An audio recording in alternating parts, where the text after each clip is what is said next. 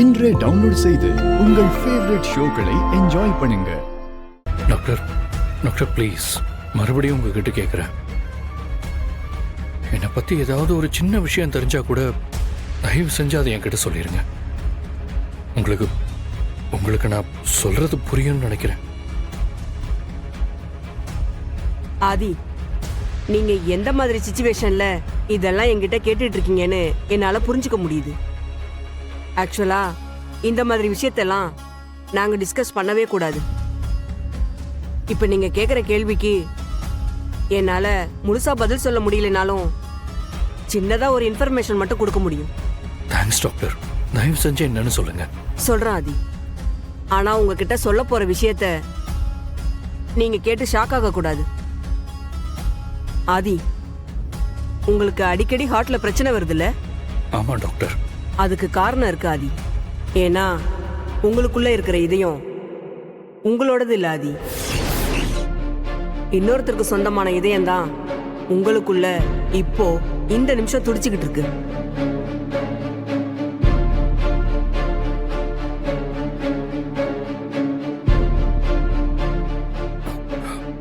Doctor, நீங்க என்ன சொல்றீங்க? என்னோட இதயம் எனக்குள்ள இல்லையா? எப்படி இது இவ்வளவு நாள் எனக்கு தெரியாம போச்சு? எவ்வளவு பெரிய விஷயம். உங்களுக்கு இந்த விஷயம் தெரியாம இருக்குன்னா அந்த மெமரி லாஸ் பண்ண அந்த பீரியட்ல நடந்திருக்கணும். அதனாலதான் இத பத்தின எந்த ஒரு விஷயமும் உங்களுக்கு ஞாபகத்துல இல்ல. எனக்கு புரியுது டாக்டர். எனக்கு ஏதோ ஒரு பிரச்சனை இருக்குங்கிறத தெளிவா புரிஞ்ச எனக்கு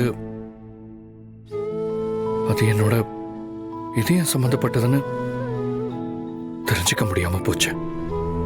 இப்ப எனக்குள்ள துடிச்சிட்டு இருக்கிற இதயத்துக்கு சொந்தக்காரங்க யாருன்னு கண்டுபிடிக்க முடியுமா டாக்டர்?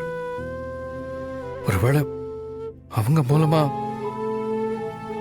என் வாழ்க்கையில என்ன நடந்துச்சுன்னு நான் தெரிஞ்சுக்க வாய்ப்பு இருக்குல்ல? அதுக்கான வாய்ப்பு எத்தனை சதவீதம் இருக்குன்னு என்னால சொல்ல முடியாது. ஏன்னா ஹார்ட் டோனர்ஸோட எந்த பர்சனல் இன்ஃபர்மேஷனையும் ஹாஸ்பிட்டல்ல டிக்ளேர் பண்ண மாட்டாங்க.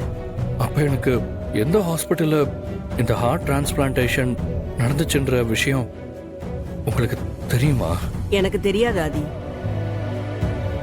வேணும்னா இது சம்பந்தமா என் கொலீக்ஸ் கிட்ட பேசி பாருங்க.